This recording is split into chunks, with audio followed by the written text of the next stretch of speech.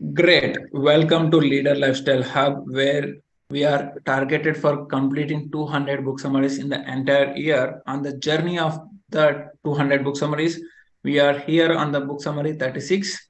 The name that we have today, the name of the book that we have today is The Antidote, written by Oliver Burkerman.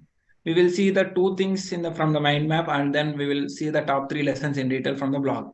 Without any delay, let's get started. What are the top three lessons that we can take from the antidote? Thinking explicitly about happiness and pursuing it directly are actually counterproductive. Thinking about happiness and pursuing it directly are actually counterproductive. Imagining the worst case scenario makes you resilient, not depressed. Remember that the best case scenario and worst case scenario, analyzing them makes you resilient, not depressed. Setting goals is just as likely to lead us into the misery as it is to bring happiness. Goal setting is required to bring happiness, but it is becoming leading to misery. Why? Because sometimes if we are not achieving the goal, that leads to misery. Instead, we need to set the habits as a goal, our goal as a habit. Let us see what does the book Antidotes is giving all about. What if our constant effort to be happy is making us miserable? What if we could learn to live with the uncertainty and fear or misery and doubt without any irritability? This book answers these two questions. The Antidote is a series of journeys among people who share a single way or surprising way of thinking about life. Without any delay, let us start our three lessons in detail. Let us see the targeted audience. The 60-year-old grouch who's never been willing to or able to think positively but has a great life anyways. The 35-year-old woman who is attracted to positivity based life coaches and internet memes, so she can learn what is she is getting in herself into. And for all parents of all ages who want to model true resilience for their kids instead of pushing them into mindless optimism. Let us see the small synopsis, then afterwards we'll move for the top three lessons. The antidote will explain everything that is wrong with positivity based self help advice and what you should do instead of feeling, live, and be happier. Let us listen from the author, Oliver Burkerman. The effort to feel happy is often precisely the thing that makes us miserable. Constant efforts to eliminate the negativity, that is what causes us to feel so insecure, anxious, uncertain, or unhappy. Let us imagine or visualize what is your current situation. On the scale of 1 to 10, how happy do you feel right now? Whatever your situation is, whether your personal life, professional life, how happy do you feel right now? Answer, anyone answer for this? How happy do you feel right now? Venkatesh, how happy do you feel right now? 7. 7. Okay. Sony, what about you? How happy do you feel right now? Sonali, unmute yourself and answer this question. How happy do you feel right now? Energy wise 10, health wise 5. Okay. It's all about 10 or 5. Okay. What about Sonali? Sonali, are you there? 5 almost. 5. Okay. Yes, sometimes we will have the variation in the score out of 1 to 10, but let us see what are the real aspects or analysis we need to take. Sometimes maybe it's a 7, it's a good, but could be better. Now imagine it's time to pick up your lunch. but it's raining. Suppose you are going for picking up your lunch, but it's raining, and the sandwich order is wrong. Suddenly, your happiness has declined to 5. Means sometimes, if something is not happening according to you, your happiness score will be declined. So quick, better fix it. The sun comes out back up to 7, thank goodness. But then you are hit with a surprise layoff in your office. No, now you have got no money and no happiness. Wow, what a disaster. Everyone wants to be happy, yet, despite our obvious cultural obsession with the pursuit of happiness, precious few among us seem to be able to achieve happiness in any lasting way, means for long term. More conversations and books about happiness might even be inversely correlated with observed happiness. Is it just impossible to become happier, or are people choosing the wrong routes for happiness? In this book, The Antidote, Happiness for People Who Cannot Stand Positive Thinking, the author, Oliver Burkerman, unravels the mystery of this apparent paradox. As a journalist who has spent years writing about happiness and self help, Burkeman draws an eclectic body of evidence from happiness, history, business, philosophy, psychology, and expert interviews to make his case against positivity. Even if you actually like positive thinking, this book will convince you that it's not nearly as effective as promised. Many people say that positive thinking will help, but the author says that it is not nearly as effective as promised. Let us see the small review. This book succeeds in throwing cold water on the pervasive idea that deliberate positive thinking and will generally result in the increased happiness. At the very least, or worst case scenario, positive thinking clearly does not work the way it admirers promise, and it's not you, it's them. As it turns out, various forms of negative thinking provide a surprisingly more robust psychological foundation for withstanding the ups and downs of life. And that is a lesson worth remembering. There will be ups and downs of your life, and the thinking should be in the balanced stage. And how to stay the balanced stage? Let us see the top 3 lessons. Thinking explicitly about happiness and pursuing it directly are actually counterproductive. Imagine the worst case scenario makes you resilient, means to stay strong, not to depressed. Setting goals is as just likely as to lead us into misery as it is to bring happiness. Goal setting is targeted to bring happiness in our life, but generally it is leading us to misery.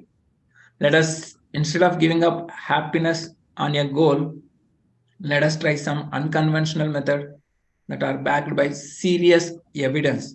There was a evidence provided by the author. Let us see each and every lesson in detail. Lesson number 1: focusing on happiness and chasing it won't get you the result you want.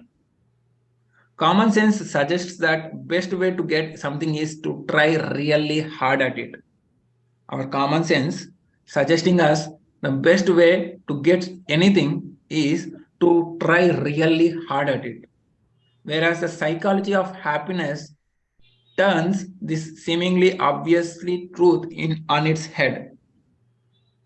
The mind is a very noisy place. Remember that the mind is a very noisy place with all manner of thoughts and judgments coming and going at any given time.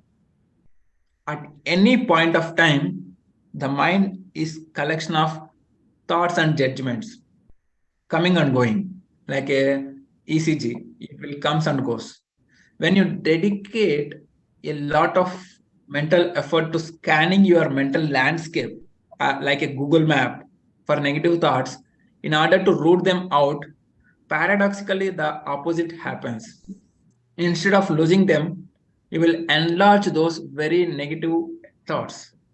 Plenty of empirical evidence supports this idea, such as don't think of a pink elephant. I like this powerful example. Don't think of a pink elephant effect. If one person went to the saint and asked for the help for meditation, the saint said him, don't think of a pink elephant. While repeating this statement, he was able to think about the pink elephant. For instance, research participants who are given instructions to try not to feel sad about some fictional, unhappy event end up feeling worse than a control group who is given no instructions at all. Grief seems to last longer in those who actively avoid going through it. And people who repeat the positive affirmations, those peppy little mantras, take happiness hit when they inevitably notice that they have failed to live up to them. So, whatever the repeating positive affirmations, take happiness hit. Definitely, they will hit the happiness when they inevitably notice that they have failed to live up to them. So, let us see the lesson number 2. Thinking about the worst case scenario actually makes you tougher, stronger, resilient, not depressed. How would you feel if you were asked to do something weird or embarrassing, like getting up on a crowded train and announcing the name of the next stop? How would you feel? It might be feeling embarrassed or feeling like little depressed, or not depressed, but somehow you feel shy towards doing that. Certainly, people would glare, toss their newspaper at you, like throw their newspaper at you, or even yell at you to shut up. You had feel hesitant, even terrified to go through with it. But as Burkeman, the author of this book, and others who have attempted self-humiliation exercises tend to learn, nothing particularly bad happens at all. The imagined worst case scenario was not accurate. They didn't feel terribly humiliated, and the feeling of self consciousness was bearable. Our modern day cult of positivity often urges individuals to engage in the positive visualization, imagining things going right. This is supposed to make us feel happy, motivated, and brave. Unfortunately, positive visualization fails to deliver. Experiments suggest that simply imagining an achievement is too psychologically satisfying. It causes people to relax prior to meeting their goal in reality. Imagining the worst case scenario instead counterbalances our tendency towards hedonic adaptation. It can help keeping us from growing greedy and complacent.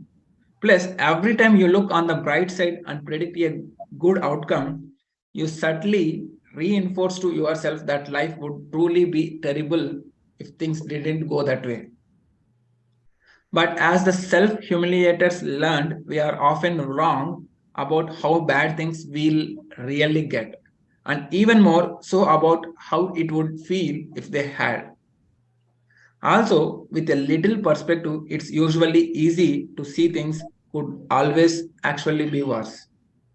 So always remember, positive affirmations and positive visualization helps you how to get it done.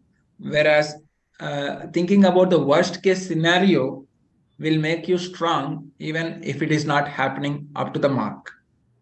Let us see the lesson number 3. Choosing and chasing goals might make us happy, but it might just as well as make us miserable.